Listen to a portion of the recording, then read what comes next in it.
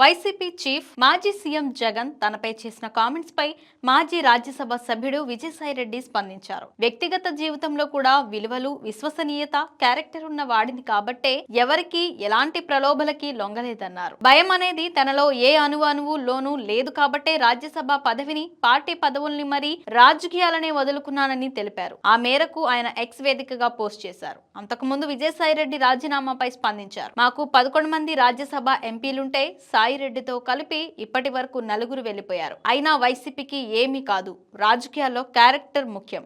అది సాయిరెడ్డికైనా, ఇప్పటి వరకు పోయిన వారికైనా, ఇంకా ఒకడో ఇద్దరో వెళ్లే వారికైనా అదే వర్తిస్తోంది. క్యారెక్టర్ ను బట్టే ఉంటుంది. వైసీపీ కేవలం దేవుడి దయ, ప్రజల ఆశీస్సులతోనే నడుస్తోందని స్పష్టం చేశారు. ప్రలోభాలకు లొంగి లేదంటే భయపడి వ్యక్తిత్వం తగ్గించుకుంటే ఎలా అని జగన్ ప్రశ్నించారు. 5 ఏళ్లు తిరిగి కష్టపడితే మనకు సమయం వస్తుందని, అందుకే విశ్వసనీయత ముఖ్యమని పదే పదే జగన్ గుర్తు చేశారు. వైసీపీ కీలకంగా వ్యవహరించిన జగన్ కు అత్యంత సన్నిహితంగా మెలిగిన విజయసాయిరెడ్డి రాజకీయాల నుంచి తప్పుకుంటున్నట్లు ప్రకటించడం అందరినీ షాక్ కు గురి చేసింది. ఎంపీ పదవితో పాటు వైసీపీ ప్రాథమిక సభ్యత్వానికి కూడా రాజీనామా చేసిన విజయసాయిరెడ్డి తాను ఏ పార్టీలో కూడా చేరడం లేదని స్పష్టం చేశారు. వ్యవసాయం చేసుకుని జీవనం సాగిస్తానంటూ వెల్లడించారు. 11 మంది మాకు రాజ్యసభ సభ్యులు ఉన్నారు. పోయిన వాళ్ళు ఎంత 3 పోయినారు. సాయిరెడ్డితో కలుపుకుంటూ 4 పోయినారు.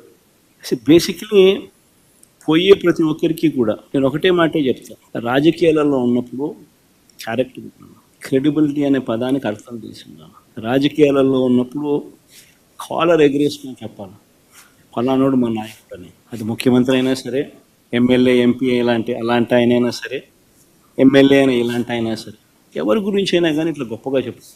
కానీ మనమంతటి మనమే ప్రలోభాలకు లొంగో, భయపడో, ఏదో కారణం చేత మనమంతటి మనమే మన వ్యక్తిత్వాన్ని, మన క్యారెక్టర్ని, మన క్రెడిబిలిటీని మనం పనంగా పెట్టి మనం కాంప్రమైజ్ అయ్యి అటువైపు మనం పోతే మన గౌరవం ఏంది, మన వాల్యూ ఏంది, మన క్యారెక్టర్ ఏంది, మన క్రెడిబిలిటీ ఏంది? ఇది ప్రతి ఒక్కరూ రాజకీయాల్లో ఉన్నప్పుడు ఆలోచన చేసుకోవాలి.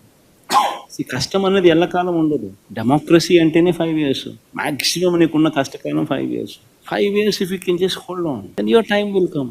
One should always have the patience, always have the character and credibility within ourselves to stand up. అది సాయిరెడ్డికైనా అంతే, పోయిన 3 ఎంపీలకైనా అంతే.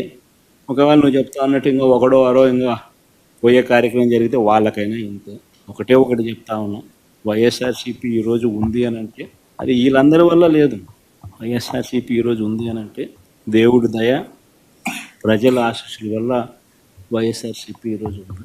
ఒక లీడర్గా మనం ప్రవర్తించే తీరు తలెత్తుకునే విధంగా ఉండేట్టుగా ఎప్పటికీ ఉంటే ప్రజలు ఎప్పుడూ ఆశీర్వదిస్తారు.